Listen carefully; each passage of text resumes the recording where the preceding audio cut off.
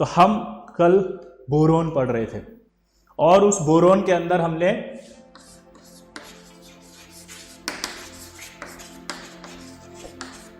Preparation of boron और फिर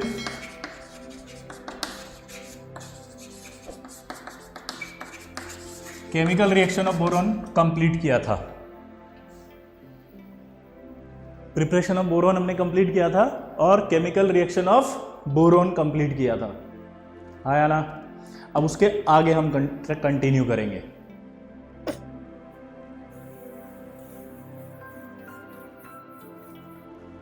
अब आता है compound of boron. Compound of boron में सबसे इंपॉर्टेंट कंपाउंड है बोरेक्स, और बोरेक्स का जो फॉर्मूला होता है वो होता है Na2B4O7.10H2, और इसको हम ऐसे भी लिखते हैं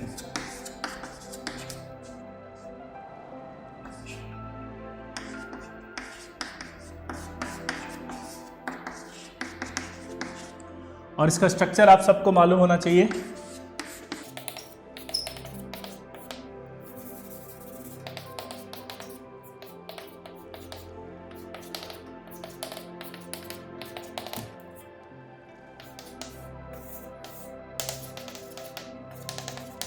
ये स्ट्रक्चर होता है इसका। पहला सवाल, सबसे पहले तो सवाल ही पूछेगा वो, ठीक है। अब सवाल की अगर बात करें तो सवाल पहला आएगा कि जो बोरोन है उसमें कितने ऐसे बोरोन है जो sp3 हाइब्रिडाइज्ड है। तो देखो आप यहाँ एक, इसमें 1 सिग्मा 2 सिग्मा 3 सिग्मा 4 सिग्मा, तो ये आपका sp3 हो गया। यहाँ देखो 1 सिग्मा 2 सिग्मा 3 सिग्मा 4 सिग्मा, ये भी sp3 हो गया। तो यानी कि 2 बोरोन है ऐसे, ठीक है। और अगर मैं बोरोन के अंदर बात करूँ कि sp2 कितने हैं, तो आपसे बोलेगा sp2 देखो आप, तो ये 1 sigma 2 sigma 3 sigma, 1 sigma 2 sigma 3 sigma, तो ये भी आप sp2 हो गया, ये भी sp2 हो गया। तो 2 sp2 वाले बोरोन हो गए, sp3 बोरोन sp2 बोरोन 2। अब अगर सवाल यहाँ आता है कि टेट्राहेड्रल यूनिट कितनी है इसमें,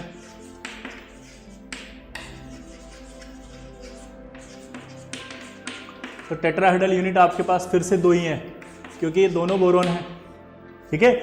और अगर आपसे बोले कि ट्राइगोनल प्लेनर यूनिट कितनी है,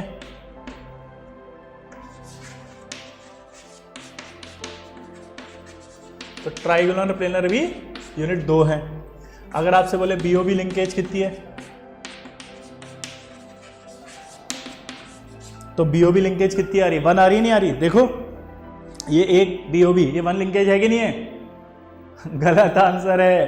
कितनी लिंकेजेस है, 5। यही आईटी है बेटा, क्योंकि हमारा ध्यान यहाँ पर क्या होता है, सिली मिस्टेक हो जाती है फटाक से।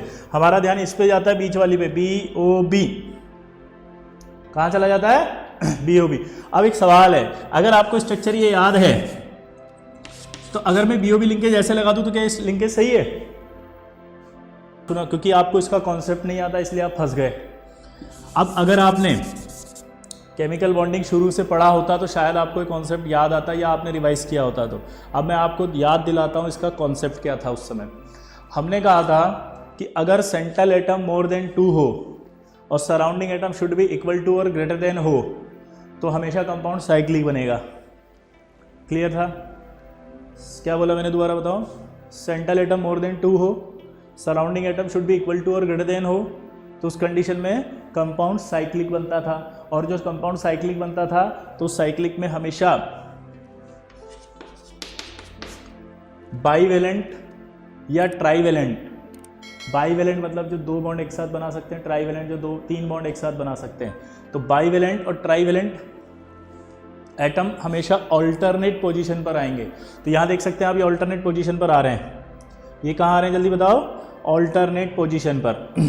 कहाँ आ रहे हैं, ऑल्टरनेट पोजीशन पर आ रहे हैं, ठीक। और उसके बाद अगर कोई भी एटम रह जाता है तो वो एटम शेयरिंग में जाता है, और जब वो शेयरिंग में जाता है तो शेयरिंग में जाने पर वो इस तरह से शेयर्ड होगा कि वो 5 मेंबर्ड या 6 मेंबर्ड रिंग बना सके, तभी जाकर के वो कंपाउंड स्टेबल होगा। तो जब मेरे को ऑक्सीजन जोड़ना था तो एक कंडीशन ये थी कि क्या मैं ऑक्सीजन को यहाँ जोड़ दूँ, तो मैं ऐसे ऑक्सीजन को जोड़ने लगा तो आप देखो बोरोन सेटिस्फाइड नहीं हो रहा, क्योंकि बोरोन 5 बॉन्ड 4 बॉन्ड नहीं बना सकता।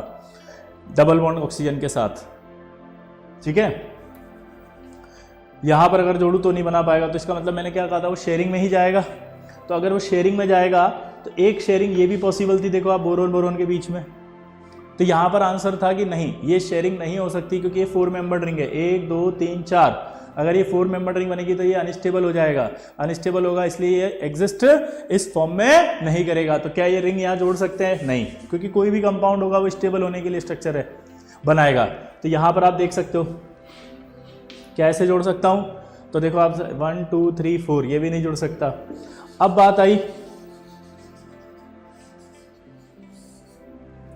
कि क्या ये ऐसे जोड़ूं, तो जरा चेक करते हैं ऐसे जोड़ने पर कितना आ रहा था। 1 2 3 4 5 6 6 मेंबर रिंग आ रही है, यस, तो ये स्टेबल है, तो ऐसे जुड़ सकता है। और एक मैंने आपको अभी बताया था कि क्या ऐसे जोड़ सकते हैं, तो देखो क्या हो रहा है, 1 2 3 4 5 6, हाँ ऐसे भी जुड़ सकते हैं। तो अगर ये ऐसे जुड़ सकता है, 6 मेंबर है, वैसे जोड़ रहे थे तो भी 6 मेंबर है, तो ये दोनों स्ट्रक्चर इसकी सही है। अभी क्लियर हुआ सबको? क्या सभी बोरोन, एक सवाल पूछेगा कि all borons are in same plane?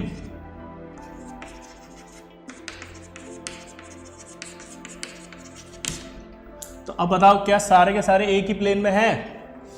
तो यहां पर अगर मैं बात करूं आपसे, तो देख सकते हो आपकी ये जो बोरोन है इसका sp3 हाइब्रिडाइजेशन आ रहा था, इसका आप देखोगे तो sp2 आ रहा था, अभी चेंज हो गया ये, अभी इसका कितना हो गया sp3, इसका कितना हो गया sp3, इसका क्या है sp2 और ये sp2। तो आप देख सकते हो कि अगर sp3 है तो कौन सी स्ट्रक्चर हुई है, टेट्राहेड्रल। कौन सी हुई बोलो? टेट्राहेड्रल। और अगर टेट्राहेड्रल स्ट्रक्चर आएगी तो उस कंडीशन के अंदर सारे एटम, सारे बोरोन एक ही प्लेन में नहीं आ सकते, तो सारे एटम एक ही प्लेन में नहीं है। क्लियर? ये इंपॉर्टेंट पार्ट था इसका कि भाई सारे बोरोन एक ही प्लेन में आएंगे क्या, तो आंसर है नो। क्लियर? अब मैं मिटा दूं इसको।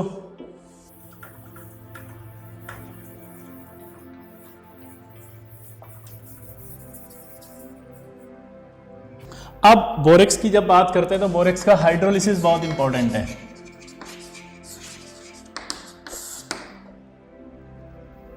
हाइड्रोलिसिस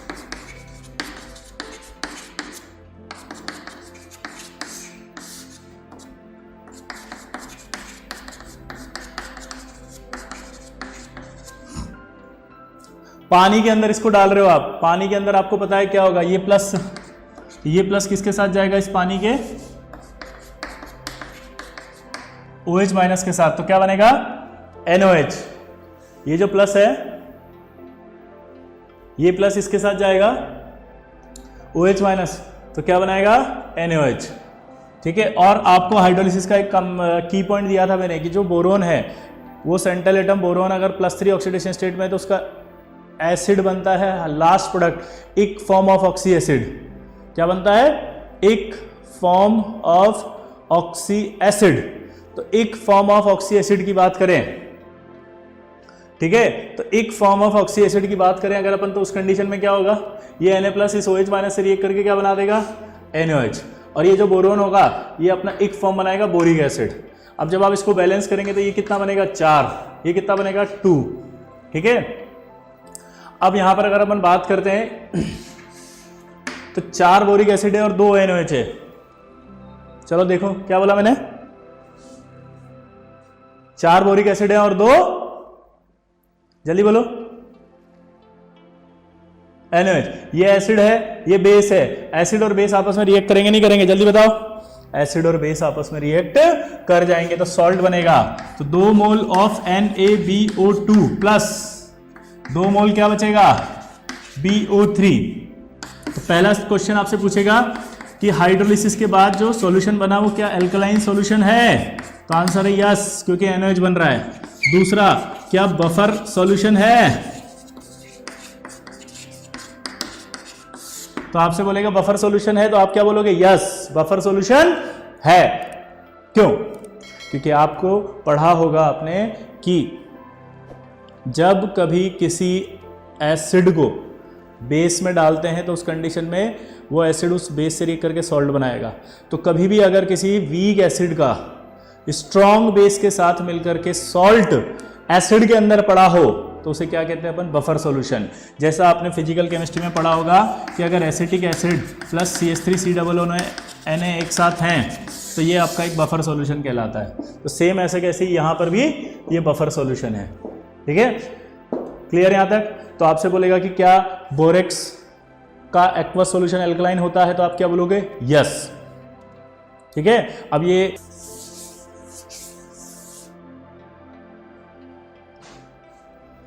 तो बोरेक्स की जब हमने बात की तो बोरेक्स का एक सबसे बड़ा यूज आता है जिसका नाम है बोरेक्स बीट टेस्ट। तो बोरेक्स बीट टेस्ट की जब हम बात करते हैं तो बोरेक्स बीट टेस्ट के अंदर क्या होता है, जरा देखना कि ये जो बोरेक्स है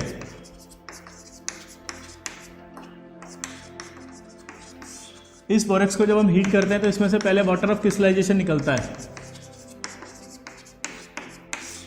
और जब इस वाटर ऑफ क्रिस्टलाइजेशन निकलने के बाद इसको और हाई टेम्परेचर पे हीट करते हैं तो ये टूट जाता है और NaBO2 प्लस, इसका नाम क्या बताओ,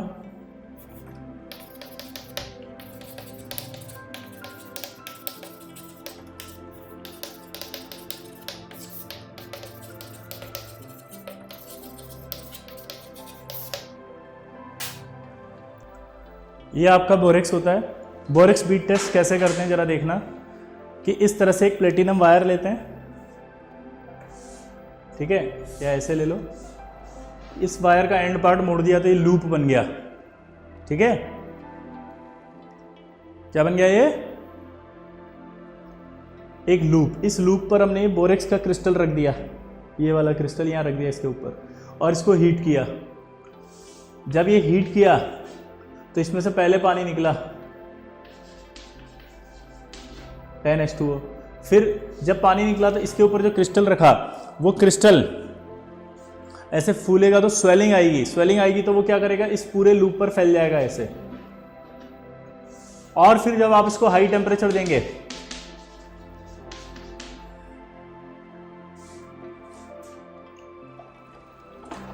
जब आप इसको हाई टेम्परेचर दे रहे हैं तो हाई टेम्परेचर पे ये डिकम्पोज होगा ऐसे, और डिकम्पोज होने के बाद क्या बनाएगा, एक transparent glassy bead of sodium metaborate और बोरिक एनहाइड्राइड। यानी कि जो लूप है इस लूप पर एक ट्रांसपेरेंट, ये इस लूप पर क्या बन गया, एक ट्रांसपेरेंट ग्लासी बीड। क्या बन गया, ट्रांसपेरेंट ग्लासी बीड। ये देखो, ये आप इसको आप ऐसे समझ सकते हो कि जैसे अभी मैंने एक वायर लिया, ये वायर दिख रहा है आपको, ये वायर का ऐसे लूप बनाया। ठीक है, इस लूप के अंदर अभी अगर मैं चौक रखूं या कुछ भी रखूं तो गिर जाएगा ऐसे। ठीक है, लेकिन अगर मैंने बड़ा क्रिस्टल लिया तो ये नहीं गिरा। इसको हीट किया, हीट करने पर ये टूटा स्वेलिंग आने के बाद, और हीट करने पर ये टूटा, और ये जो दो बने ये दोनों इस खाली एरिया के अंदर बने हुए हैं, और ये खाली एरिया के अंदर जो बने हुए हैं ये कांच जैसे हैं, कांच। और अब इस पर कुछ रखेंगे अपन तो ये गिरेगा नहीं, अब ये नीचे नहीं गिरेगा, नीचे। ये फील आ रही है आपको? इस एरिया के अंदर, ये जो एरिया था यहाँ पर एक ट्रांसपेरेंट ग्लासी बीड, ये बीड जो वर्ड है ना वो इसी को कहते हैं, ये जो बना है ना अंदर ट्रांसपेरेंट ग्लास जैसा। ठीक है, ये ग्लास जैसा बन गया। अब इसके ऊपर आप कुछ भी रखोगे तो गिरेगा नहीं। समझ गए बात को? क्लियर सबको? चलो, तो यहां पर ये बन गया। अब इस पर हम कोई भी सॉल्ट रखें, जैसे मान लीजिए मैंने रखा यहां पर कोबाल्ट सल्फेट, ठीक है, बीड के ऊपर। ये कोबाल्ट सल्फेट बीड पे रखेंगे, और रखने के बाद इस कोबाल्ट सल्फेट के सॉल्ट को इस बीड पे ले जाके हीट करेंगे। जब हीट करेंगे तो सबसे पहले ये कोबाल्ट सल्फेट टूटेगा कोबाल्ट ऑक्साइड में और SO3 में। ये कोबाल्ट ऑक्साइड रिएक्ट करेगा वहां पे, ठीक है, NaBO2 और B2O3 में। किससे रिएक्ट करेगा? B2O3 से, और बनाएगा कॉपर मेटाबोरेट। और in copper metaborate, sorry, cobalt metaborate, और इस कोबाल्ट मेटाबोरेट का फिर ब्लू कलर दिखाई आपको देगा। ठीक है, तो ये जो ब्लू कलर दिखाई दिया इससे आइडेंटिफाई हुआ कि कोबाल्ट है। इसको कहते हैं अपन बोरेक्स बीड टेस्ट। ठीक है, अभी हम सॉल्ट के अंदर इसकी डिटेल पढ़ेंगे और ज़्यादा। बीट टेस्ट कई तरह के होते हैं, एक अपने पढ़ा बोरेक्स बीट टेस्ट, एक होता है phosphate beat test,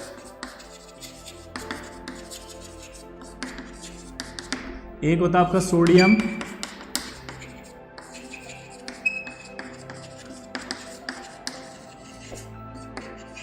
beat test. और ये खास बात है कि ये डी ब्लॉक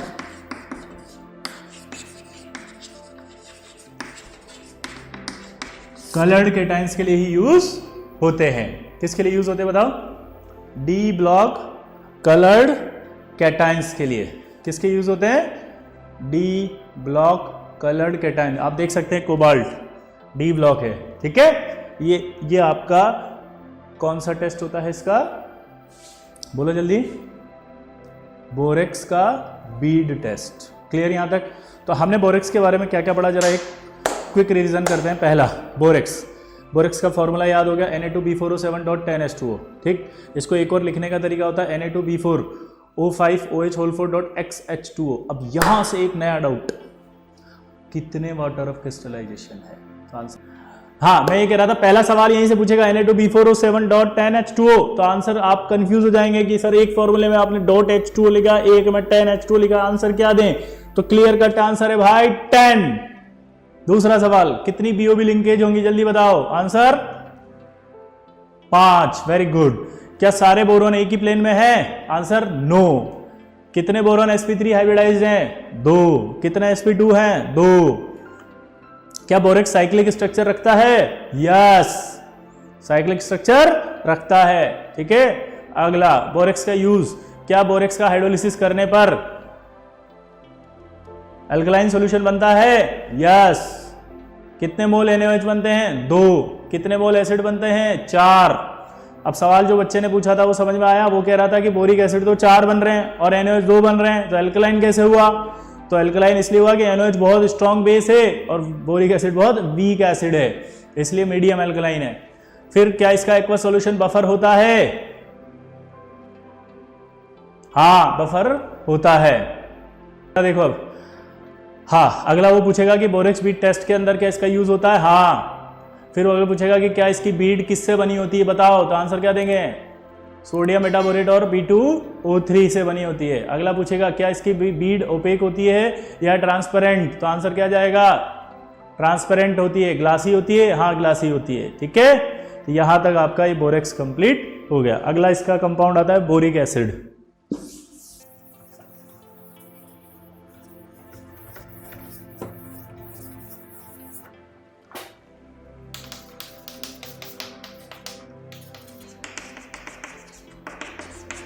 पहला सवाल, बोरिक एसिड की बेसिसिटी कितनी होती है? आंसर है 1। ये कह रहा था कि इसका बेसिसिटी 1 क्यों है ये समझना है, जबकि हमारे को स्ट्रक्चर में आप देखते हो कि बोरोन के पास तो 3 OH है। हमें स्ट्रक्चर के अंदर बोरेक्स के कंपाउंड का नाम कैसे डिसाइड करें? मेटाबोरेट। अच्छा, ये तो आपको मैंने केमिकल बॉन्डिंग के अंदर एक्सप्लेन किया था कि भैया मेटाबोरेट किसे कहते हैं, पायरोबोरेट किसे कहते हैं, हाइपोबोरेट किसे कहते हैं, ये सब चीज़ें एक्सप्लेन करते हैं। इसका एक अलग टॉपिक होता है, उस टॉपिक के लिए भी आपको पेशेंस रखना पड़ेगा। ठीक है, वो पूरा एक डिसाइड होता है कि किस तरह से एसिड के नाम दिए जाते हैं। मेरा सवाल ये था कि हमने बचपन में कहीं पढ़ा होगा या कभी पढ़ा होगा, तो उसमें क्या पढ़ा होगा कि जब किसी सेंट्रल एटम से जितने OH जुड़े होते हैं वही आपकी बेसिसिटी होती है। तो मेरा सवाल यहाँ पर यह है कि बोरोन से तो 3 OH जुड़े हुए हैं और ये 3 OH जुड़े हुए हैं, तो यहाँ पर सवाल यह है कि इसकी बेसिसिटी 3 होनी चाहिए थी, 1 क्यों है? ठीक है, इसको समझते हैं अब अपन। तो जब हम बोरिक एसिड को पानी में डालते हैं, और आपको सबको बता दें कि ये बोरिक एसिड है, बोरिक एसिड को पानी में डाल रहे हैं, कोई भी एसिड को पानी में डालने पर जो वो जितने H+ रिलीज करेगा, उसको पानी में डालने पर वो जितने H+ रिलीज करेगा, जितने H+ रिलीज करेगा उतनी ही उसकी बेसिसिटी होती है। तो जब हम इसके अंदर इसको डालते हैं तो बोरोन के पास एक वैकेंट ऑर्बिटल है, तो ये बोरोन उस वैकेंट ऑर्बिटल में ही एक्सेप्ट कर लेता है और उसमें ये एक्सेप्ट करने के बाद ये कोऑर्डिनेट बॉन्ड हटा, इसको हम बना सकते हैं प्लस और माइनस, ठीक है। तो यहाँ पर ये प्लस और माइनस आया, और प्लस और माइनस आने पर ये ऑक्सीजन जब भी पॉजिटिव होता है तो अनस्टेबल हो जाता है, इसलिए वो बेचारे किसी गरीब से इलेक्ट्रॉन खींचता है। और गरीब कौन, यहाँ पर एक ही है, और वो कौन है, ये। तो गरीब कौन है यहाँ पे, ये। तो यहाँ से आपका क्या बाहर निकल जाएगा, H। तो जब ये H निकल जाएगा तो आप देख सकते हो क्या हुआ, ये OH OH OH और यहाँ OH बचा, देखो आप, और ये माइनस इस पर आ गया, और यहाँ क्या बाहर निकला, H+। इसको बोलते हैं अपन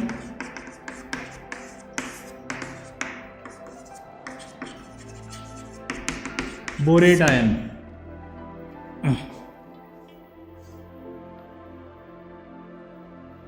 इसको क्या बोलते हैं अपन, बोरेट आयन। ये एक H+ आया। अब अगर एक H+ आया भाई, तो जल्दी बताओ क्या, कितनी बेस्टी बोलोगे, 1। ओ चौबे है, आ गया, very good, thank you Choubey. चलो इधर देखो बे, ये अपना एक H+ दे रहा है। अगर ये एक H+ दे रहा है, इसका मतलब ये निकलता है कि ये एक बेसिस जी रखेगा। अब यह एक इंटरेस्टिंग बात है कि हमें ये पूछा जाता है कि क्या ये प्रोटॉन डोनर एसिड है, बोरिक एसिड। जेई एडवांस में आ चुका है भाई सवाल, और जेई मेंस में भी कई बार आ चुका है। जेई मेंस मतलब AIEEE के अंदर, ठीक है। तो यहां पर एक सवाल है कि क्या ये बोरिक एसिड एक प्रोटॉन डोनर एसिड है, तो आंसर है नो। ये अपना प्रोटॉन नहीं दे रहा है। ये देखो किसका प्रोटॉन निकला है यहाँ पर, H+, इस बोरिक एसिड का नहीं निकला। ये किसका निकला है, वाटर का। इसका मतलब ये अब प्रोटॉन डोनर एसिड नहीं है। तो बोरिक एसिड की एक खास बात है क्या,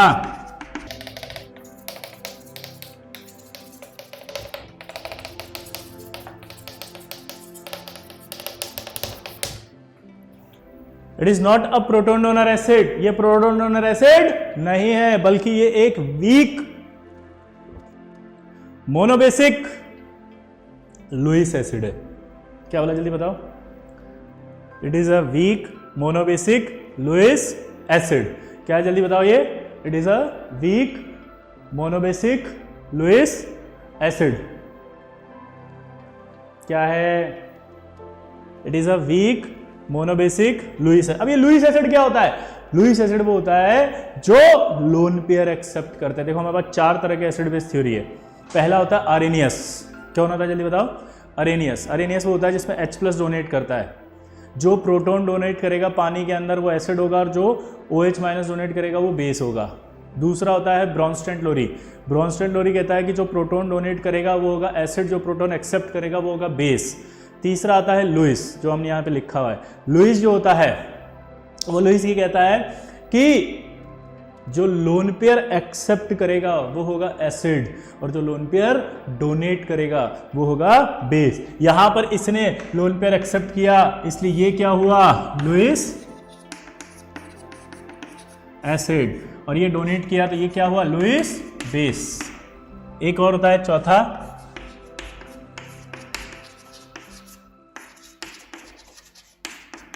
लक्स फ्लड कॉन्सेप्ट। उसमें ये कहता है जो ऑक्साइड आयन डोनर होता है वो होता है बेस, और जो ऑक्साइड आयन एक्सेप्टर होता है वो होता है आपका एसिड। ये बेटा मेटलर्जी के अंदर आता है। ये हम मेटलर्जी में पढ़ते हैं क्योंकि ये जो लक्स फ्लड कॉन्सेप्ट होता है वो हाई टेम्परेचर पर मेटलर्जिक प्रोसेस में ही लगता है, इसलिए आपने इसको नहीं पढ़ा होगा, नहीं सुना होगा, लेकिन ये बहुत इंपॉर्टेंट है। और ये हाई टेम्परेचर पर मेटलर्जिक प्रोसेस में इसकी बहुत सारी रिएक्शंस होती है जो आपने पढ़ी है लेकिन आपको पता ही नहीं है, ठीक है। तो ये हम वहां पर डिस्कस कर लेंगे। तो मैं इसको मिटा रहा हूं क्योंकि अपने अभी मेटलर्जी में हम इसकी बात कर लेंगे। तो लुईस एसिड भैया बताओ हुआ कि नहीं हुआ। मोनोबेसिक क्यों है, क्योंकि एक लोन पेयर लेगा और एक H+ दे रहा है, ठीक है। तो एक कहानी हमें समझ में आ गई कि इसकी बेसिसिटी 1 है। Boric acid is a weak monobasic Lewis acid, ठीक है। अब जो बात आती है वो ये आती है कि जो बोरिक एसिड होता है वो बोरिक एसिड एक तो वाइट कलर का होता है, वाइट, अगर ये सॉलिड है तो वाइट होगा, ठीक है। ये स्पेरेंगली सॉल्युबल होता है इन कोल्ड वाटर। कैसा होता है बताओ, स्पेरेंगली, स्पेरेंगली का मतलब पार्शियल सॉल्युबल। कैसा होता है, पार्शियल। तो मैं ये कह रहा था कि इसकी बेसिसिटी 1 होती है, और ये वापस सुनिएंगे, बोरिक एसिड जो होता है वो स्पेरिंगली, पार्शियल सॉल्युबल होता है कोल्ड वाटर में, लेकिन कंप्लीट सॉल्युबल होता है हॉट वाटर के अंदर। दूसरी बात, माइल्ड एंटीसेप्टिक है ये। क्या है? Mild antiseptic. अब बात करते हैं हम बोरिक एसिड की। तो बोरिक एसिड की जब हम बात करते हैं तो ये बोरिक एसिड अगर सॉलिड स्टेट में होता है तो ये 6 H बॉन्ड बनाता है। कितने? 6। सॉलिड बोरिक एसिड में एक बोरिक एसिड की जो यूनिट है वो कितने बनाती है? 6। कितने बनाती है? 6। ठीक है। तो अब कैसे बनाती है वो मैं आपको यहां पर बताता हूं। इसका सॉलिड स्टेट में स्ट्रक्चर ये आपने पढ़ा भी है, इसलिए मैं दोबारा से बता भी देता हूं। Draw the structure of boric acid in solid state. ठीक है, तो देखिए जरा,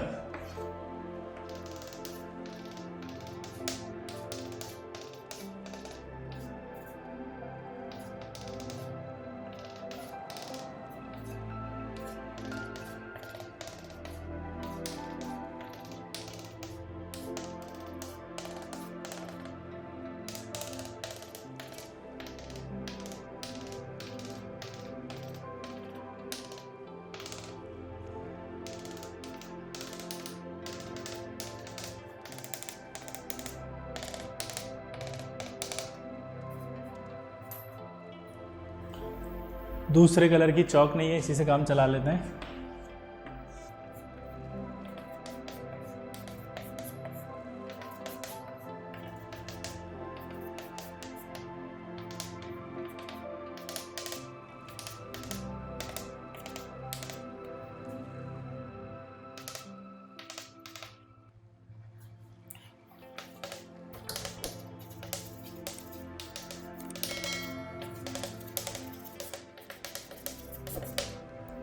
to D sheet like structure और प्लेनर।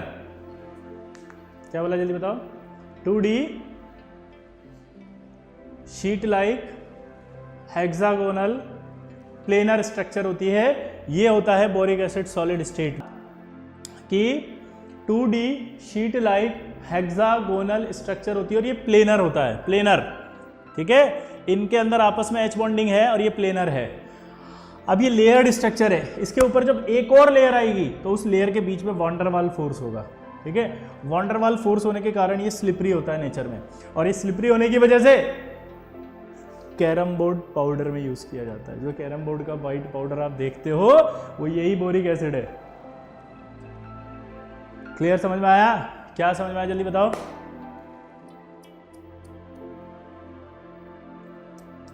कैरम बोर्ड पाउडर में।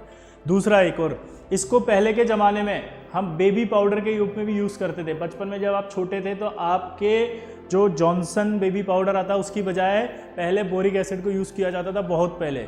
लेकिन बाद में क्या हुआ कि ये स्किन पर रैशेस करने लग गया बच्चों की स्किन पे, तो फिर इसका उपयोग बंद कर दिया गया है। ठीक है, तो ये भी आपको पता होना चाहिए इसका यूज़।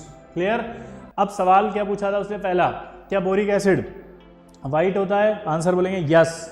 कितने H बॉन्ड बनाता है बताओ? 6। कैसा होता है सॉलिड स्टेट में? बोलो। तो आप बोलोगे 2D शीट लाइक स्ट्रक्चर होता है। अगला, क्या इसकी लेयर्स के बीच में वॉन डेर वाल फोर्स होता है? यस। लेयर के अंदर कौन सा होता है जल्दी बताओ? तो आप बोलोगे लेयर के अंदर हाँ H बॉन्डिंग होता है। क्या होता है? H bonding. अब एक सवाल पूछेगा कि आपसे सवाल पूछा है उसने, इंटर H बॉन्डिंग है या इंट्रा?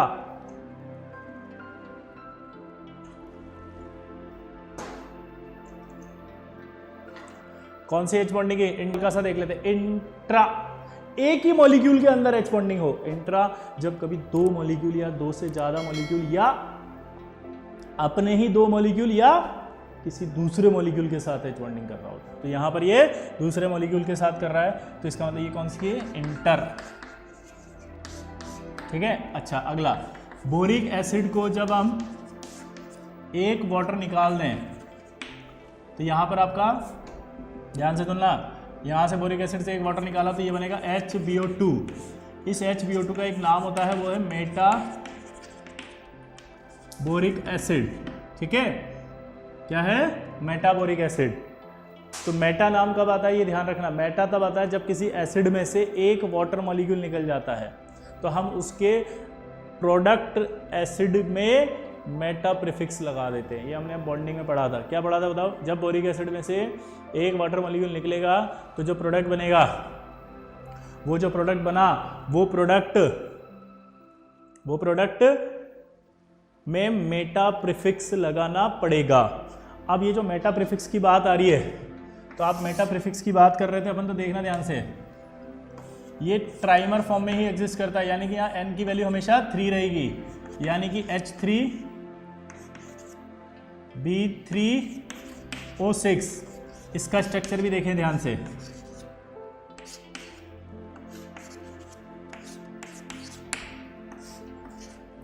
अगर मैं यहां से H हटा दूं तो यहां पर O- आ जाएगा, ये स्ट्रक्चर बनेगा। अब मैं आपको ये क्यों बता रहा हूं उसको समझना जरा, ठीक है? दो बहुत अच्छे क्वेश्चन बनते हैं साले जिसमें फंस जाते हैं हम। पूरा बी ब्लॉक पढ़ लिया साला, पूरे एनसीईआरटी के एक लाइन छान मारी पर आंसर गलत, क्योंकि ये चला ही नहीं हम। इसके अंदर सबसे पहले सवाल अब बॉन्डिंग से कनेक्ट होगा थोड़ा सा, क्या ये बैक बॉन्डिंग करेगा? यस, ये सेकंड पीरियड है, ये भी सेकंड पीरियड है, इसके पास वैकेंट ऑर्बिटल है। अगर ये वैकेंट ऑर्बिटल है तो ये अपना लोन पेयर इसको डोनेट कर सकता है। अगर इसके पास वैकेंट ऑर्बिटल है तो ये अपना क्या करेगा? इसको डोनेट कर सकता है, हाँ या ना? तो आप सोच सकते हो कि ये अपना जो है वो इसको दे देगा लोन पेयर, ठीक है? एक और ये भी तो अपना लोन पेयर दे सकता है बैक बॉन्डिंग में। तो आप चेक करके मुझे बताएं, यहाँ पे लिख के बताएं फटाफट कि ये जो बैक बॉन्डिंग करेगा O- से करेगा कि इस O से करेगा? चलो बताओ। करेगा, वेरी गुड, क्योंकि आप सबको लग रहा है भाई O- है तो उसकी डोनेटिंग एबिलिटी ज़्यादा होगी, O- की डोनेटिंग एबिलिटी ज़्यादा होगी, लेकिन आप आंसर गलत हो गया। गलत इसलिए हो गया क्योंकि ये डोनेट करेगा यहां से इसको, ऐसा करने से इस रिंग में एरोमेटिक कैरेक्टर आ जाएगा, और अगर इस रिंग में एरोमेटिक कैरेक्टर आ गया तो ये स्टेबल हो जाएगा, और अगर ये स्टेबल हो गया तो ये वही काम करेगा जिसमें स्टेबल हो, इसलिए ये O से देगा। तो पहली जो गलती अपन करते मैंने आपको बचा लिया। अब यहां पर आपको समझना पड़ेगा कि इसका हाइब्रिडेशन क्या आया बताओ? sp2। एक लोन पेयर यहां चला गया तो इसका हाइब्रिडेशन भी क्या आएगा? sp2। इसका भी आया sp2, इसका भी आया sp2, इसका भी आया sp2, इसका भी आया sp2। अगर sp2 सबका है तो मॉलिक्यूल प्लेनर है या नहीं है? प्लेनर है। कैसा है? प्लेनर। इसके एक प्लेन में कितने एटम आ रहे हैं? 1 2 3 4 5 6 7 8 9, सारे एटम एक ही प्लेन में है इसके। क्या बोला जल्दी बताओ? इसके सारे एटम एक ही प्लेन में है। शायद स्क्रीन में उधर दिख नहीं रहा है ना, मैं इसको इधर ले आता हूँ वापस, ठीक है? तो ये आपका sp2 हो गया और प्लेनर हो गया।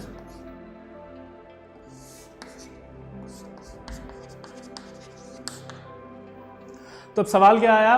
बोरिक एसिड प्लेनर है कि नॉन प्लेनर? तो आंसर है यस, प्लेनर। और उसका मेटाबोरिक एसिड प्लेनर है कि नहीं है? प्लेनर। अब यहां पर एक खास बात होती है कि ये जो बोरिक एसिड है, अगर ये अपना मेटा, कोई भी एसिड जो अपनी मेटा फॉर्म बना सकता है, उसको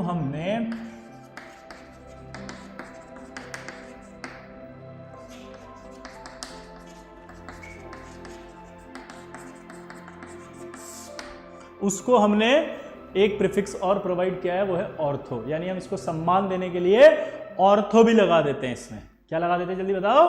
ऑर्थो। क्या लगाते हैं जल्दी बताओ? ऑर्थो। अब एक नया सवाल, क्या ऑर्थोबोरिक एसिड प्लेनर है? अरे एक ही बात है साला, बोरिक एसिड बोले ऑर्थोबोरिक प्लेनर है। अब यहां पर एक बहुत अच्छी बात आती है, इसको देखना।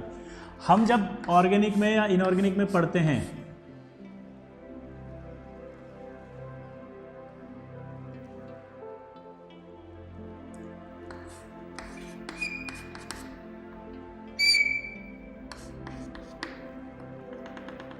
इसका नाम होता है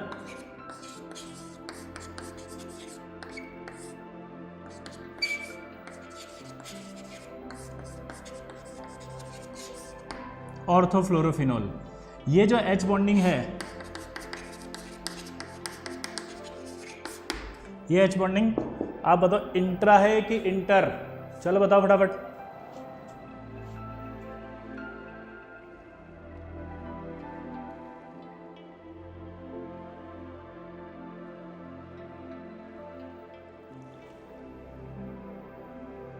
जल्दी बोलो। ये मैंने थोड़ा सॉरी गलती से लिख दिया है, आगे मैं इधर लिखूंगा सेंटर में, ठीक है। चलो बताओ, आंसर बताओ पहले इसका कौन सा हुआ, इंट्रा। वेरी गुड, कई आंसर आना शुरू हो गए हैं। तो ये आएगा आपका इंट्रा। क्या आया, इंट्रा। ये इंट्रा एच बॉन्डिंग हुई है भैया इसके अंदर। कौन सी बॉन्डिंग हुई है जल्दी बताओ, इंट्रा एच बॉन्डिंग। अब दिमाग की बत्ती लगाओ। ऑर्थो जब आता है तो हमेशा इंट्रा होता है, क्योंकि ये पास पास होते हैं। क्लियर? क्योंकि ऑर्थो हम तभी कहते हैं जब 60 डिग्री के एंगल पर ये दोनों होते हैं। ऑर्थो तभी कहते हैं जब ये 60 डिग्री पे होते हैं। क्लियर सबको? ऑर्थो तभी कहते हैं जब ये 60 पे होते हैं। तो आपने ऑर्गेनिक में जब भी पढ़ा है तो ऑर्थो वर्ड जो ऑर्गेनिक कंपाउंड के लिए आता है उसमें हमेशा इंट्रा पाई जाती है। अब सवाल ऐसा बोलेगा कि ऐसा कौन सा मॉलिक्यूल है, मैं इसको मिटा देता हूं थोड़ा सा।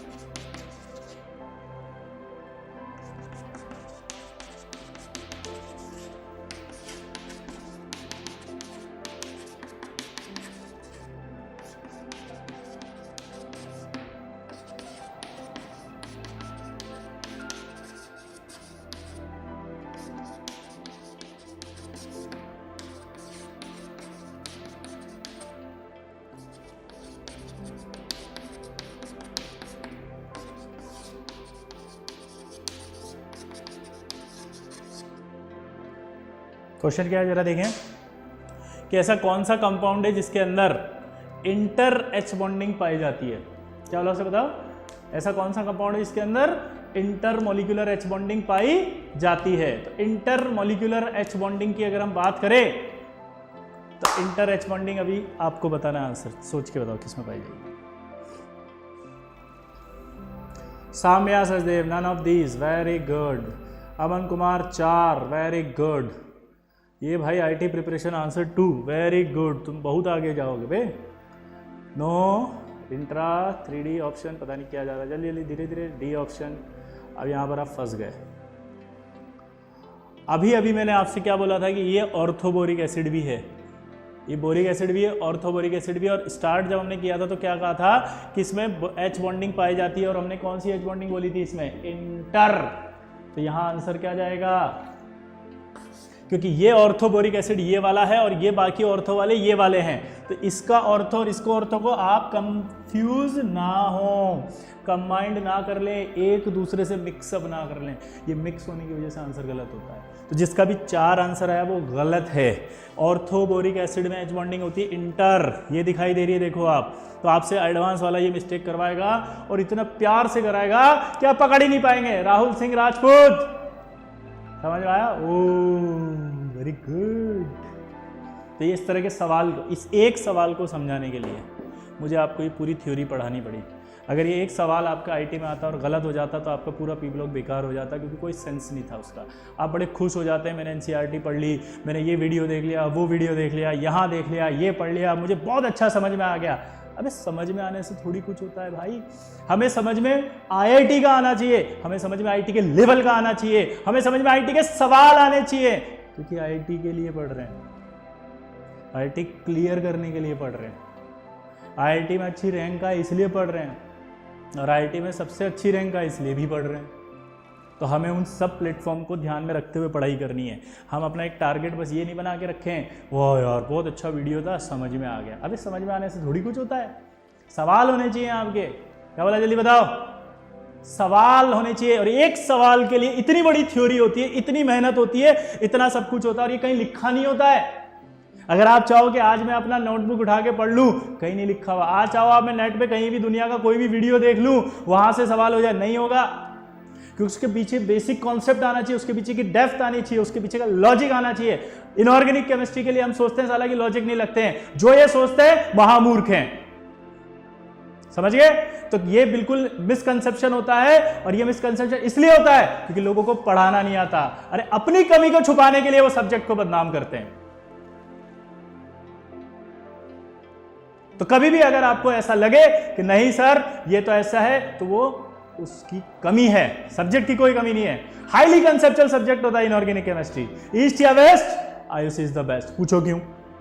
अबे 10 सेकंड लगते हैं एक सवाल करने में जेईई में, सिर्फ 10 सेकंड। आप सोचो साला ऐसा सब्जेक्ट जिसका एक सवाल करने में मात्र 10 सेकंड लगते हो और वो उतना ही नंबर दिलाता है जितना और क्वेश्चन दिलाता है, तो इससे बेस्ट और क्या हो सकता है? विदाउट एनी कंफ्यूजन, कोई कंफ्यूजन नहीं होता। आता है तो आता है, नहीं आता तो नहीं आता। साला टाइम वेस्ट करके नहीं जाता, एटलीस्ट टाइम वेस्ट नहीं करता। सबसे बड़ी बात आपकी ये है कि आपका टाइम वेस्ट नहीं होता। ठीक है, तो आपसे ये रिक्वेस्ट है कि आप प्लीज अच्छे से पढ़ें। क्लियर सबको? चलो अब ये सवाल आपको जैसा भी आएगा वैसा आप कर लेंगे। ठीक, अगला देखो।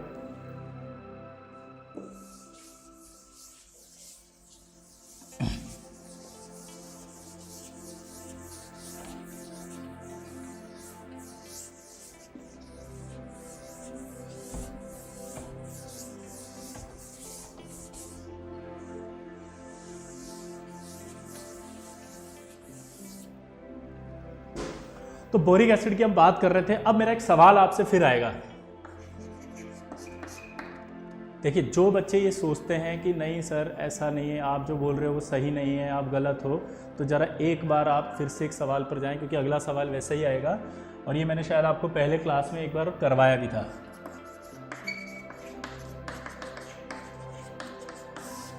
आपसे एक सवाल पूछा सिंपल सा कि बोरिक एसिड और NaOH आपने शायद पढ़ा होगा एक, और उसके अंदर आपने पढ़ा होगा कि भाई जो एसिड और बेस होते हैं वो एसिड और बेस जो है वो आपस में मिलकर के टाइट्रेशन करते हैं। और टाइट्रेशन के लिए आपने शायद कुछ फॉर्म पढ़े थे, strong acid, strong base, strong acid, weak base, weak acid plus strong base, और weak acid plus weak base. तो आपसे पूछा गया है कि क्या ये टाइट्रेशन शो करते हैं, और अगर करते हैं तो कौन सी करते हैं। ठीक है, इन चारों में से आप बताइए ऑप्शन देख करके। ठीक, जल्दी से बताएं, टाइट्रेशन करते हैं या नहीं करते, और करते हैं तो कौन सी करते हैं। ये एक बच्चे ने यहाँ लिखा है कि इंटरमोलिकुलर एच बॉन्डिंग तो सिर्फ NOF में होता है और एक्सेप्ट क्लोरल हाइड्रेट। गलत है, मैंने आपको दो बताए थे। एक आपको ये भी बताया था ऑर्थोक्लोरोफिनॉल, कौन सा बताया था?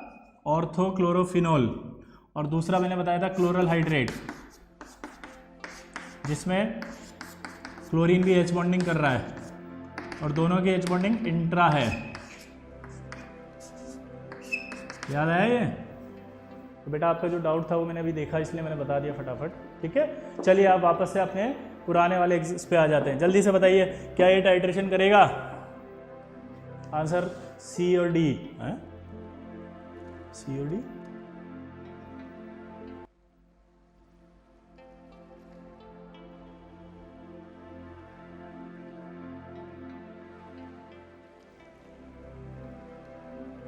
ये आपका आंसर है कि ये टाइट्रेशन नहीं करेगा। क्या बोला, जल्दी बताओ मैंने?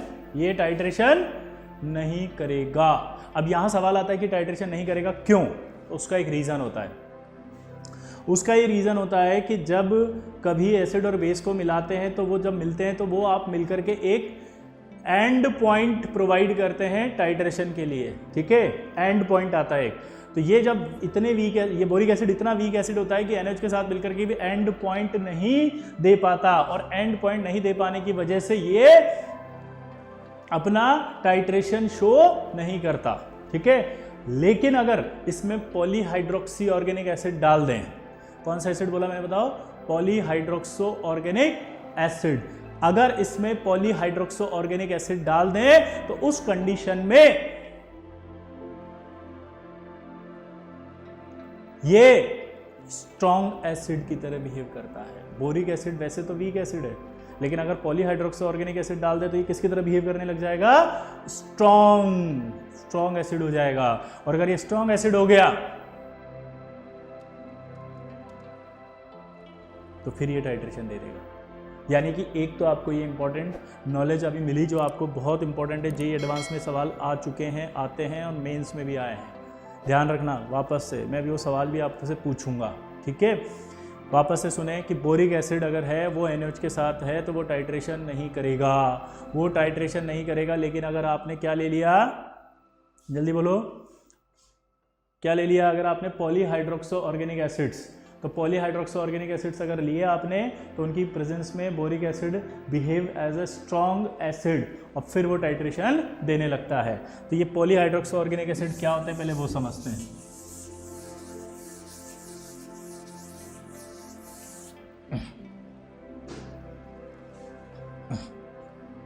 तो देखो इधर पॉलीहाइड्रोक्सो ऑर्गेनिक एसिड क्या होते हैं जरा देखना।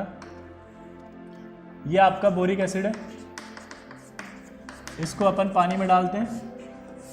तो अभी अभी आपको बताया था मैंने कि ये बनाता है बोरेट, और इस बोरेट को हम BO2 माइनस प्लस H2O ऐसे भी लिख सकते हैं,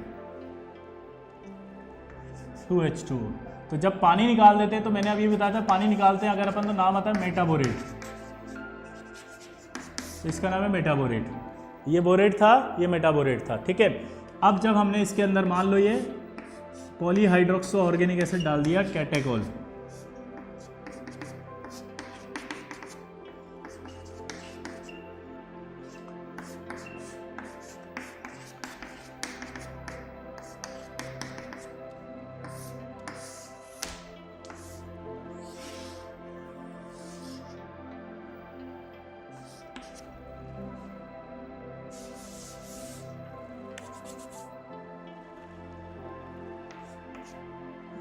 तरफ दिखाई नहीं देगा, नीचे बना दूं।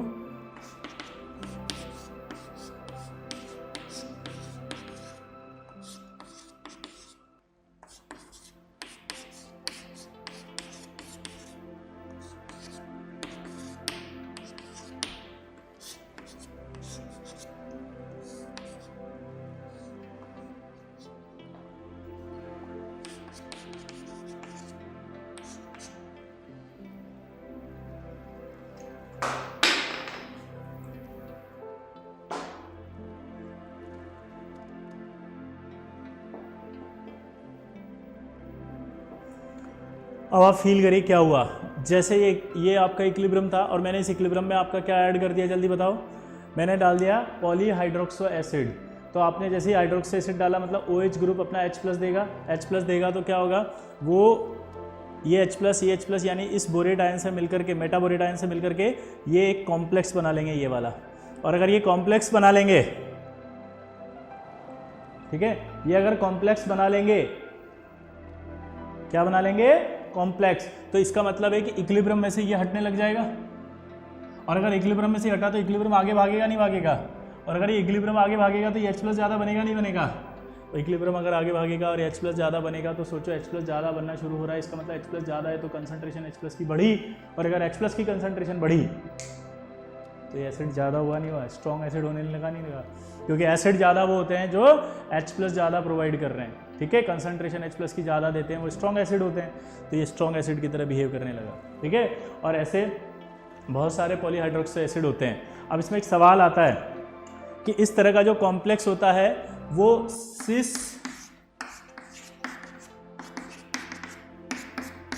1,2 डाइऑल शो करेगा या ट्रांस 1,2 डाइऑल, बोलो।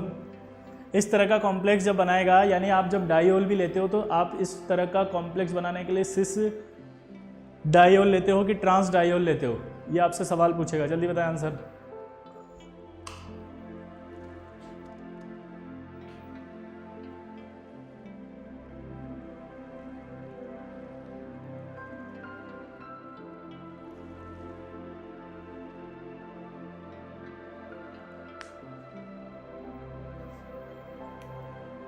वेरी गुड, आंसर आना शुरू हो गए हैं। सिस वाला सिस वाला सिस वाला, वेरी गुड। तो आंसर सही है आपका कि सिस वाला होगा, ट्रांस नहीं होगा, क्योंकि ट्रांस में OH दूर दूर आ गए। कभी भी अगर आपका डोनेशन होता है तो कॉम्प्लेक्स फॉर्मेशन में सिस ही पार्टिसिपेट करता है, ठीक है। हाँ भाई, हरिंदर कुमार भैया जी प्रेजेंट है, जरा बताएं एक बार, भैया जी हो, चौबे जल्दी बताओ, आंसर बोलो। हाँ, तो ये देख सकते हैं आप कि ये ट्रांस है कि नहीं, नहीं। तो ये ट्रांस आपका शो नहीं करेगा, सिस ही कर सकता है, क्योंकि जब OH पास पास होंगे तभी डोनेशन हो पाएगा। अगर OH दूर हो गए तो डोनेशन होने में मुश्किल आएगी, तो कॉम्प्लेक्स नहीं बनेगा। क्लियर सबको? तो यहाँ पर आपको इस तरह के सवाल पूछेंगे कि किस डाइऑल की प्रेजेंस में बोरिक एसिड स्ट्रॉन्ग एसिड की तरह बिहेव करता है, सिस डाइऑल या ट्रांस डाइऑल। तो आंसर क्या जाएगा? सिस डाइऑल। ठीक है,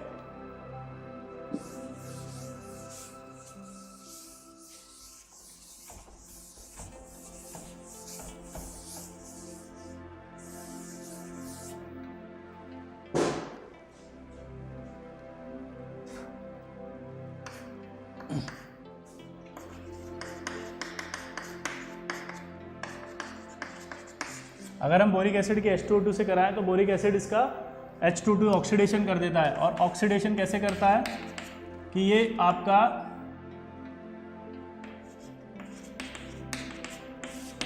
ये समझ में शायद नहीं आया होगा,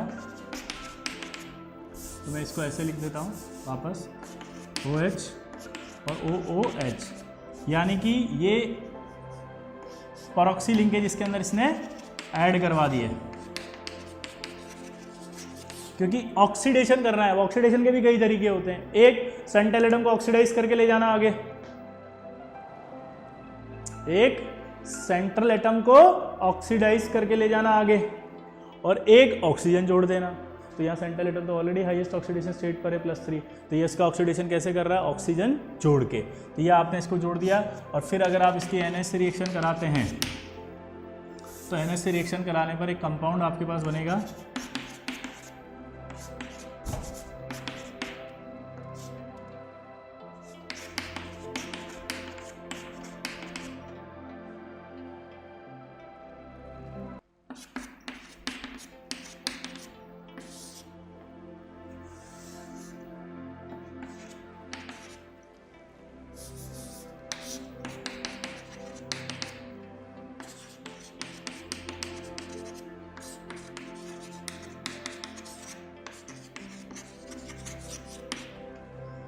सोडियम परऑक्सीबोरेट। कौन सा एसिड बना जल्दी बताओ? सोडियम परऑक्सीबोरेट। तो जो सोडियम परऑक्सीबोरेट है,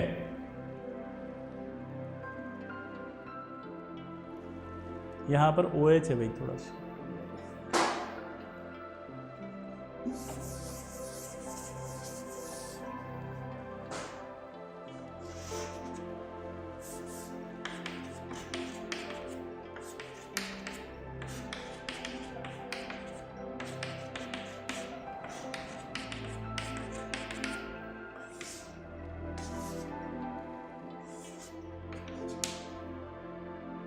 इसको -2 यहाँ भी लगा सकते हो और माइनस यहाँ भी लगा सकते हो।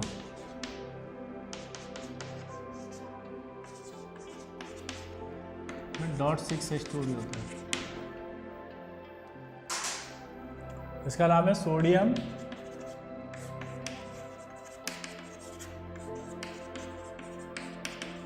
परऑक्सीबोरेट। सोडियम परऑक्सीबोरेट जो होता है ये यूज किया जाता है as a brightener. It is used as a brightener in washing powder, Nirma. क्या नाम है इसका बताओ? Washing powder. निरमा नहीं, सिर्फ वॉशिंग पाउडर में यूज होता है। कहाँ यूज होता है? वॉशिंग पाउडर, ब्राइटनेस बढ़ाने के लिए। जैसे हम देखते हैं ना टीवी में, टाइड धो डाला, सर्फ एक्सेल, दाग अच्छे हैं, समझ गए? घड़ी पहले इस्तेमाल करें फिर विश्वास करें, उन सब में ये डाला जाता है as a brightener, sodium peroxyborate. Clear सबको? क्लियर? ठीक, चलो फिर आगे बढ़ते हैं। कल मैंने बोरिक एसिड का हीटिंग इफेक्ट आपको पहले ही बता दिया था, आप चाहें तो एक बार और बताऊं?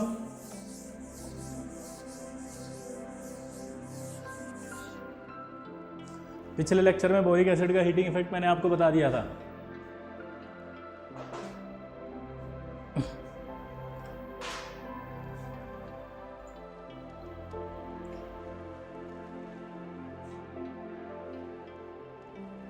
Hiralal Yadav, yes sir, no sir, no sir, yes sir, yes sir, no sir, yes sir, no need sir. चलिए फिर 1 मिनट में जल्दी से बता देते हैं, ठीक है?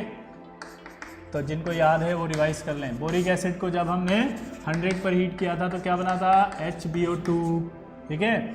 फिर हमने कहा था HbO2 को हीट करेंगे 140 पर तो क्या बना था,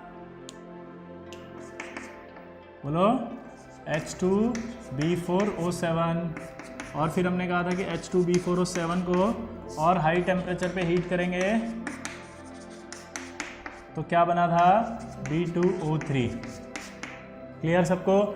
ये था मेटाबोरिक एसिड, ये था आपका टेट्रा बोरिक एसिड या पायरोबोरिक एसिड, और ये था बोरिक एनहाइड्राइड। और इसका की पॉइंट भी दिया था, अगर भूल जाओ तो क्या बताया था बताओ। मैंने कहा था यार यहाँ पर एक है तो ये एक वाला ही बनेगा, यहाँ पर आपका देखो कितना है, 4 है तो ये 4 वाला ही बनेगा।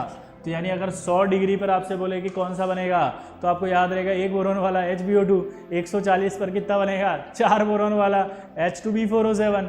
तो की पॉइंट लगाओ, आंसर पाओ, ठीक है।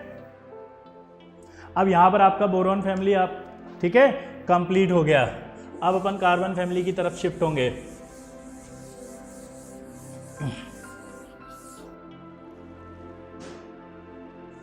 कार्बन फैमिली में सबसे पहले एक कंपाउंड अपन को पढ़ना पड़ेगा जिसका नाम है कार्बाइड। क्या नाम है, कार्बाइड। अब कार्बाइड जो है वो क्या होते हैं जरा देखना।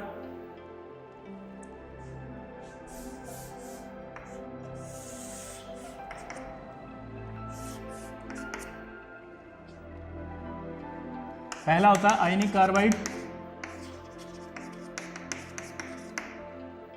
ठीक है। दूसरा होता है आपका कोवेलेंट कार्बाइड, और तीसरा होता है आपका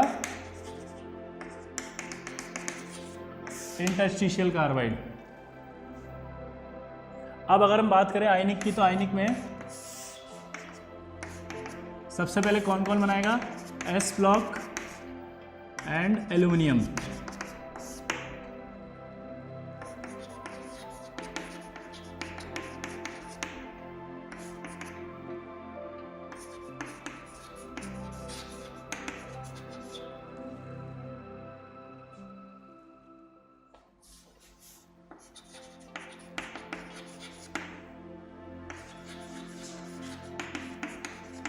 चलिए, हाँ, पहला होता है आयनिक कार्बाइड। आयनिक कार्बाइड S ब्लॉक एलिमेंट और एल्यूमिनियम बनाते हैं, ठीक है।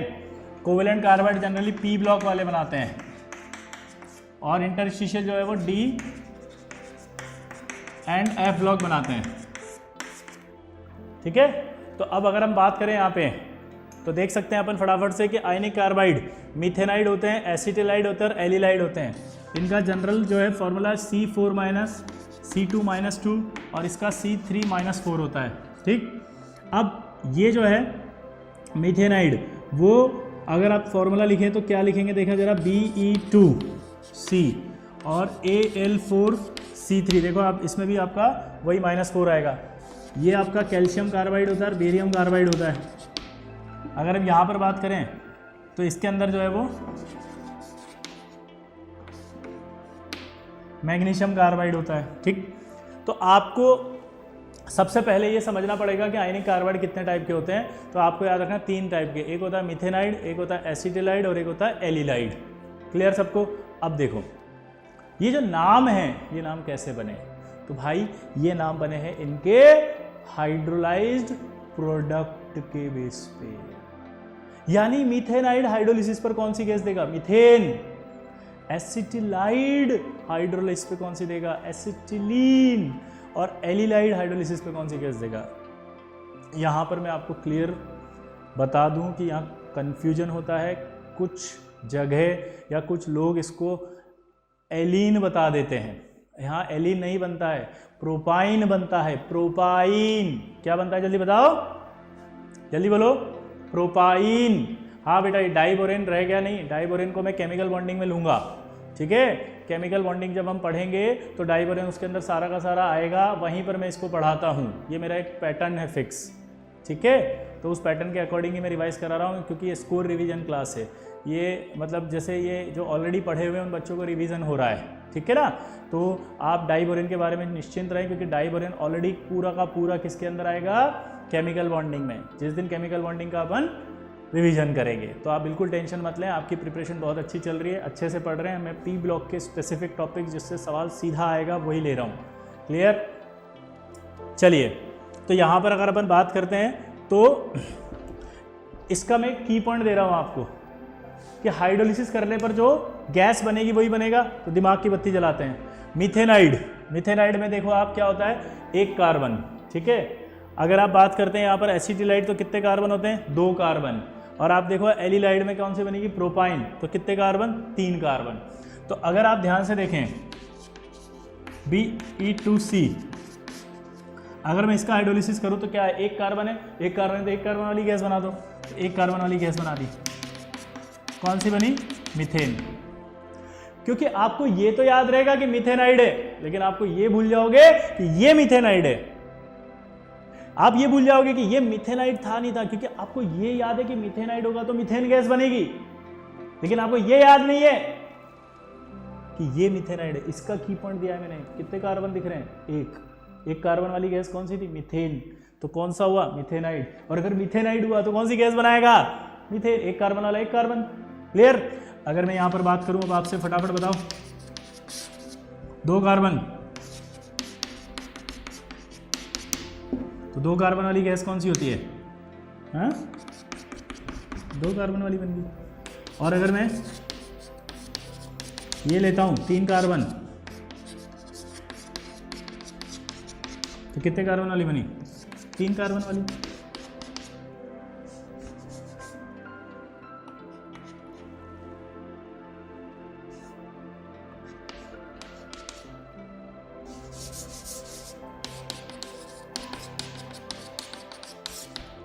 ठीक है, दिखाई दे रहा है उस तरफ कोने में, मैं इसीलिए नहीं लिख पा रहा था।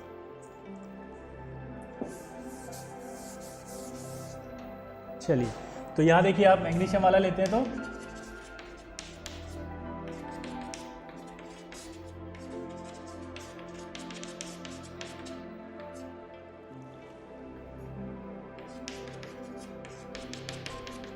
ये रहा प्रोपाइन। अब बस आपको एक ही डाउट आएगा कि सर यहाँ तो मुझे 3 कार्बन दिख रहे हैं, अगर मुझे यहाँ 3 कार्बन दिख रहे हैं तो इसका मतलब तो फिर 3 कार्बन वाला होना चाहिए था। नहीं नहीं, मैंने आपके लिए की पॉइंट बनाया है ये, तो ये की पॉइंट यहाँ तक तो वैलिड हो रहा है, यहाँ नहीं हो रहा। अगर यहाँ पर नहीं हो रहा तो इसको याद रख लें आप, ठीक है, कि L4C3 में 3 कार्बन थे, ठीक। और अगर आप याद नहीं रख सकते तो लॉजिकली आप याद रख ले कि C4 माइनस जिस पर होगा वो तो आपका क्या होगा, मीथेनाइड। आप इसका ऑक्सीडेशन स्टेट निकालें, इस पर कितना आ रहा है, 4 C4 माइनस आ रहा है कि नहीं आ रहा, क्योंकि मुझे पता है अभी लिखेंगे आप, और जो लिख भी दिया, वेरी गुड। ये देखिए हीरालाल यादव है, हीरालाल जी आपने लिखा L4C3 में 3 कार्बन है तो CH4 नहीं बनता है। यही हम बता रहे हैं, अभी बता रहे हैं ना, हम तो पहले ही बोल दिए कि ये डाउट आएगा। तो यहाँ पर आप इसको याद रख लें कि भैया L4C3 क्या होता है, मीथेनाइड। तो आपका सारा काम चल रहा है आसानी से, आपको कोई दिक्कत नहीं आ रही है। क्लियर? लेकिन अगर आप इसको याद नहीं रखना चाहते हैं तो भी आप लॉजिकली सोचें, इसका ऑक्सीडेशन स्टेट निकालेंगे तो -4 आएगा, देखो कार्बन पे, तो अगर -4 आएगा तो मीथेनाइड है। और अगर आप इसको याद रख लेते हैं तो बाकी तो की पॉइंट से खड़ाक से हो जाएंगे कि आपको तुरंत पता लग जाएगा कौन सी गैस बनेगी। क्लियर सबको? आया ना? ठीक, तो यह आपके हाइड्रोलिसिस का प्रोडक्ट भी आपको पता चल गया फटाफट फटाफट कि कौन सा प्रोडक्ट बनेगा। क्लियर? अगला देखो, हमारी पिछले लेक्चर में बात हुई थी कि 15 मिनट ज़्यादा पढ़ाएंगे, तो इसलिए आप परेशान ना हो कि सर टाइम हो गया, जा रहे हैं हम। क्लियर सबको? 15 मिनट मोर। एलम पढ़ाने वाला हूँ। एलम कनेक्ट होता है सॉल्ट एनालिसिस में और एलम कनेक्ट होता है पी ब्लॉक में, तो इसलिए बहुत इंपॉर्टेंट टॉपिक है एलम, छोड़ना मत। जो जाएगा बेटा आईटी में सवाल गलत हो जाएगा उसका पहले ही बोल रहा हूँ, क्योंकि सॉल्ट के अंदर फिर दिक्कत आएगी पैराग्राफ में। वो कैसे आएगी मैं बता दूंगा, अभी देखो।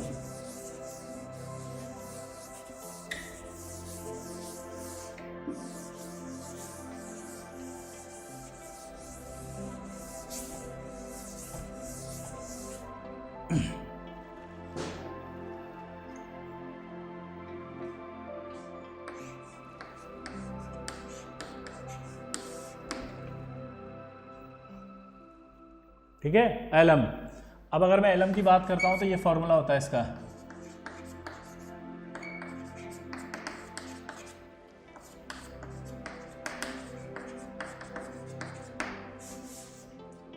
या इसको ऐसे भी लिख सकते हैं हम,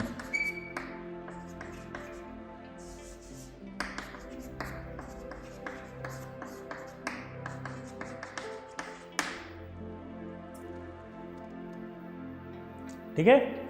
अब देखो इधर ध्यान से, यहां पर जो M होगा वो हमेशा कैसा होगा, monovalent, like sodium, potassium, rubidium, caesium, NH4+ और थेलियम+। M- जो होगा वो होगा ट्राईवेलेंट। ट्राईवेलेंट मतलब होता है जैसे स्कैंडियम+3 ले लिया आपने, ठीक है, या Fe+3 ले लिया, Al+3 ले लिया और Cr+3 ले लिया, ठीक। अब एलम की बात करते हैं नाम देने की।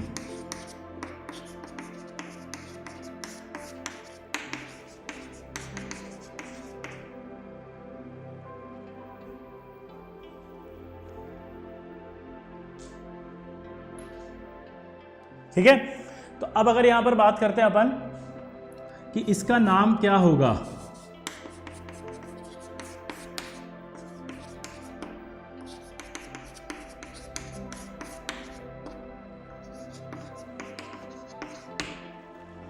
ठीक है, और अगर मैं इसी को चेंज कर दूं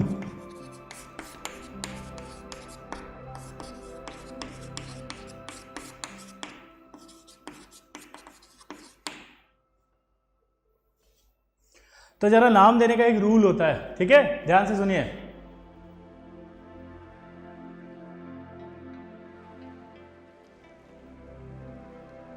अगर अपन ध्यान से देखें यहां पर, तो इसका आंसर आप बताइए, इसका नाम क्या होगा, जल्दी से बताओ। कौन है भाई ये, सॉरी टू से, मुझे क्या क्वेश्चन है, दोबारा भेजो एक बार जरा प्लीज, क्योंकि मैं पढ़ा रहा था, मैंने आपका कमेंट पढ़ा ही नहीं। ये कौन है भाई, सागर गरवाल 82, प्लीज़ दोबारा से रिपीट करें अपना सवाल, मैंने नहीं देखा है एक्चुअली, मैं पढ़ रहा था। बीपी सिंह, विच चैप्टर, ये पी ब्लॉक ही चल रहा है भाई, पी ब्लॉक के अंदर ही एलम आती है, ठीक है। हाँ, पहले का नाम क्या आएगा, जल्दी बताओ बेटा, पोटाश एलम। दूसरे का नाम बताओ,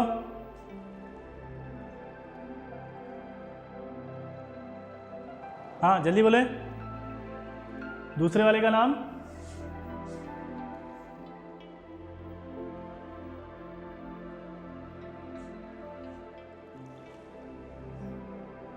अमोनियम एलम, वेरी गुड। दूसरे वाले का नाम है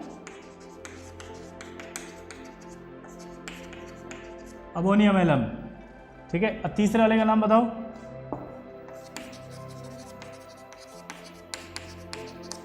क्रोमेलम। अब इधर ध्यान दो, इसके नाम का मतलब नाम देने का क्या रूल है वो आपको समझना पड़ेगा, ठीक है। अगर सपोज एल्यूमिनियम है यहाँ पर ट्राईवेलेंट, तो नाम आप किसके बेसिस पे देंगे, मोनोवेलेंट के बेसिस पे। तो अगर मोनोवेलेंट के बेसिस पे देंगे तो नाम क्या आया, देखो पोटाश एलम। अगर ट्राईवेलेंट एल्यूमिनियम है तो नाम किसके बेसिस पे देंगे आप, देखो मोनोवेलेंट, तो नाम क्या है यहाँ पर, देखो आप अमोनियम एलम। लेकिन अगर ट्राईवेलेंट एल्यूमिनियम नहीं है, यहाँ देखो क्या आ गया, ये क्रोमियम। तो अगर ट्राईवेलेंट नहीं है, एक मिनट भाई, इसका जरा क्या था कि क्या डायोल्स डालने के बाद बोरिक एसिड का एसिड डिसोसिएशन का वैल्यू चेंज होगा, बढ़ जाएगा ना भाई। अभी तो पता है स्ट्रॉन्ग एसिड हो जाएगा, स्ट्रॉन्ग एसिड होगा तो डिसोसिएशन कांस्टेंट फास्ट होगा, इक्विलिब्रियम तेज आएगा, आगे तो बढ़ेगा। एक ही क्वेश्चन को इतनी बार लिखेगा कि डरा रहा है भाई मेरे को, है। चलो हाँ, इस तरफ देखें अपन, तो मैंने आपका आंसर दे दिया है ना, एक बार आप जाके खुद भी चेक करें आराम से, ठीक है। क्योंकि आपने जो पूछा है बेटा वो बहुत, जब हमने डायोल डाला और उसका डिसोसिएशन कांस्टेंट बढ़ा तभी वो आपके एसिड बना, H+ बना, H+ ज़्यादा देगा तो वो एसिडिक कैरेक्टर, एसिडिक बिहेवियर ज़्यादा शो करेगा। वापस कंटिन्यू करते हैं, यहाँ पर अगर अपन देखें तो ये पोटाश एलम क्यों दिया बताओ वापस, क्योंकि अगर ट्राईवेलेंट एल्यूमिनियम है तो उस कंडीशन में क्या होगा, जल्दी बताओ, मोनोवेलेंट के नाम पे देंगे। अगर ट्राईवेलेंट एल्यूमिनियम है तो मोनोवेलेंट के नाम पे देंगे अमोनियम एलम। अगर ट्राईवेलेंट एल्यूमिनियम नहीं है तो ट्राईवेलेंट के बेसिस पर नाम आएगा। ये देखो नाम आ गया, ये क्रोमेलम। क्लियर सबको यहाँ तक। अब एक सवाल पूछेगा कि क्या लिथियम प्लस यहाँ मोनोवेलेंट में ले सकते हैं क्या लिथियम प्लस भी तो मोनोवेलेंट में ले सकते हैं क्या? आपने यहाँ पर लिथियम प्लस नहीं लिखा तो वो बोलेगा क्यों नहीं लिखा, तो उसका आंसर है कि नहीं। समझ गए? क्लियर? क्या बोला जल्दी बताओ। नहीं लिखा क्योंकि हम लिथियम नहीं ले सकते। आप अगर इसको देखें ध्यान से तो आप ये पाएंगे कि पर मेटल के साथ 6 वाटर हैं, एम डैश भी 6 वाटर लेके रखा है। जब ये बनेगा आप देखो इसके साथ 6 हैं, इसके साथ 6 हैं, और ये कितने हैं टोटल? 2 और 2, तो एक के साथ 6 तो 2 के साथ कितने? 12, 2 के साथ कितने? 12, तो टोटल कितने? 24, इसलिए 24 आते हैं, तब जाकर एलम बनती है। 24 वाटर होने के लिए लिथियम का 6 वाटर लेना जरूरी है। जब तक 6 वाटर नहीं लेगा वो एलम नहीं बना सकता। और लिथियम का एक्सेप्ट करने का जो टेंडेंसी है वो देखो आप क्या है। अगर मैं लिथियम प्लस बनाऊंगा तो यहाँ से हट जाएगा, 0 आएगा, 1 ऑर्बिटल और उसके बाद 3 ऑर्बिटल ये। तो आप देख सकते हो कि ये 1 और 3 ये, तो टोटल कितने ऑर्बिटल? 4। मैक्सिमम 4 लोन पेयर ले सकता है, मैक्सिमम उसका कोऑर्डिनेशन 4 हो सकता है, 6 नहीं, इसलिए लिथियम यूज नहीं करती। बहुत अच्छा सवाल है, इससे अगर सवाल आएगा तो आप आंसर नहीं दे सकते थे। तो अब आप ध्यान रखें, लिथियम मोनोवैलेंट में यूज नहीं होता। तो पहली चीज आपको समझ में आई, यहां पर समझ में आई, ठीक है। अब आपसे एक सवाल पूछेगा वो,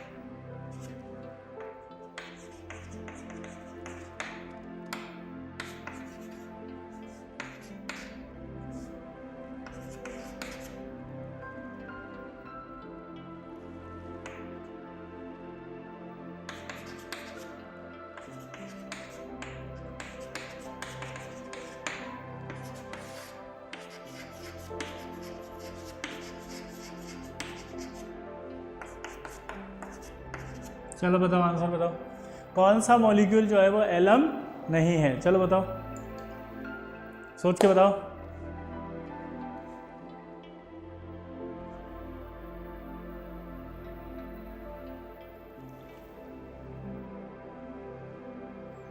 अगर अमोनियम की जगह पोटाश होता तब इसका नाम तब भी क्रोमेलम ही होता, ठीक है।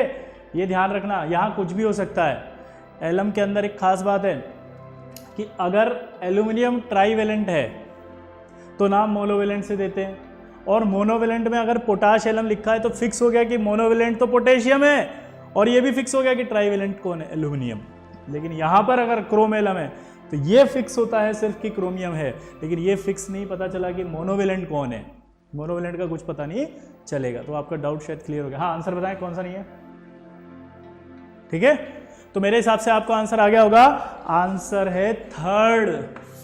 ये यहां देखे ध्यान से, मैंने अभी लिखा ये एम डैश क्या होना चाहिए?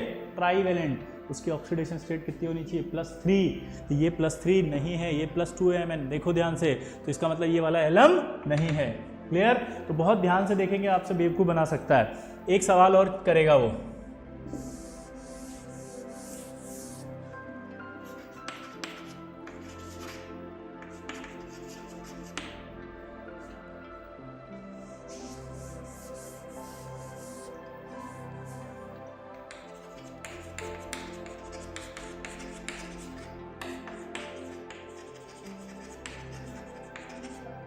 Which of the following is an example of pseudoalum?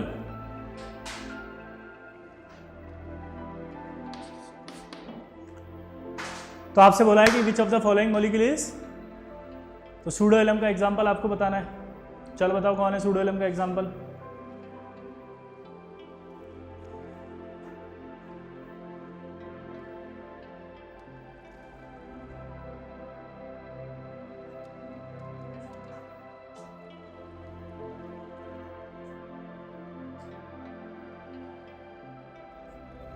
पता नहीं, वेरी गुड। तो जरा देखिए अब आंसर फिर से 3 आएगा।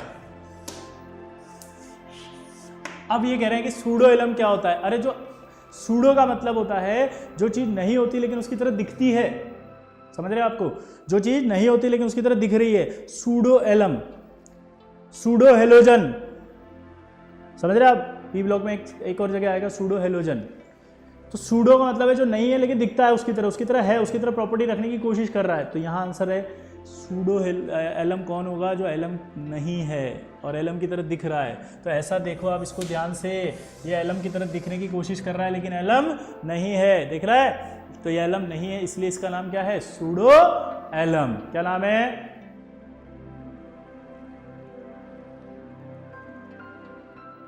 क्लियर सबको। तो ये सूडो एलम क्या होता है, जो एलम की तरह दिखता है लेकिन एलम नहीं है, इसे सूडो एलम कहते हैं। यहां तक क्लियर हो गया। अब इसके बाद एलम का हीटिंग इफेक्ट बहुत इंपॉर्टेंट है भाई।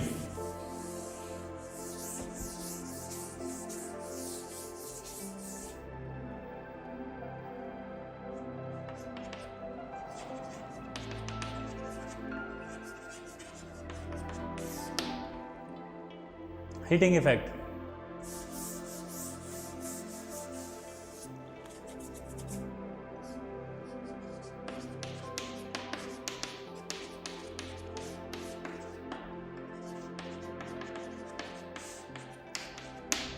अगर हम एलम को हीट करेंगे तो सबसे पहले उसमें से वाटर ऑफ क्रिस्टलाइजेशन बाहर आएगा, और अगर वाटर ऑफ क्रिस्टलाइजेशन बाहर आएगा तो ये स्वेलिंग आएगी। तो एक सवाल और क्लियर हो गया कि ऐसा मॉलिक्यूल बताओ जो हीट करने पर स्वेलिंग देता है।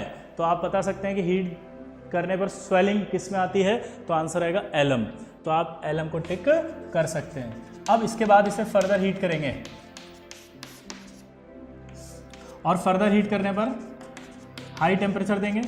हाई टेम्परेचर पे आपको पता है एल्यूमिनियम टूट जाएगा, लेकिन जो आयनिक कंपाउंड है K2SO4 वो नहीं टूटते, क्योंकि आयनिक कंपाउंड मेल्ट होते हैं जनरली।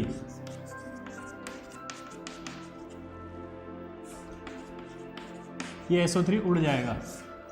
तो ये तो टूट गया, ये तो टूट गया, लेकिन ये मेल्ट हो गया, और ये यहां पर जब हीटिंग पे SO3 बना तो उड़ गया। इसको बोला जाता है एमॉर्फस